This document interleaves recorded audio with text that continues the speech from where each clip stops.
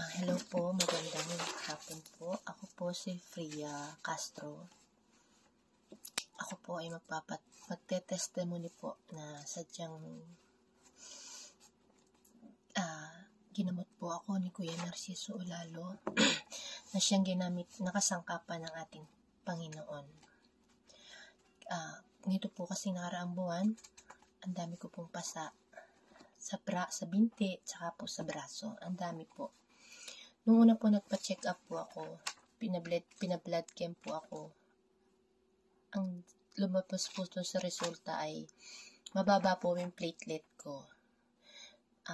Ngayon, sabi po nung unang doktor na nagtingin sa akin, kumonsulta ka sa hematology specialist. Nagpunta naman po ako. Ngayon, ang sabi sa akin nung si specialista po sa dugo, itetest muna ako. 4 pong test ang apat nga po yung test. Meron pa sa creatinine, meron sa hemoglobin,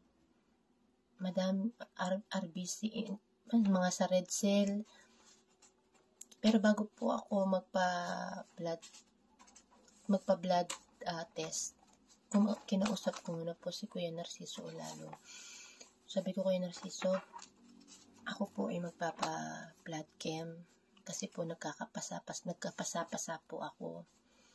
Sabi ni Kuya Narciso Olalo, uminom ka ng kalamansi 3 beses ng araw, umaga, tanghali, gabi, hanggang sa magpa-blood chem nga daw po ako.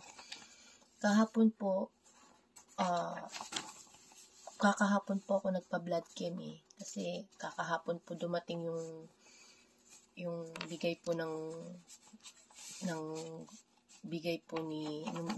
nagbigay po sa akin pampa-blood test. Sabi ni Kuya Narciso Olalo, minom nga daw po ako ng kalamansi 3 beses ang araw.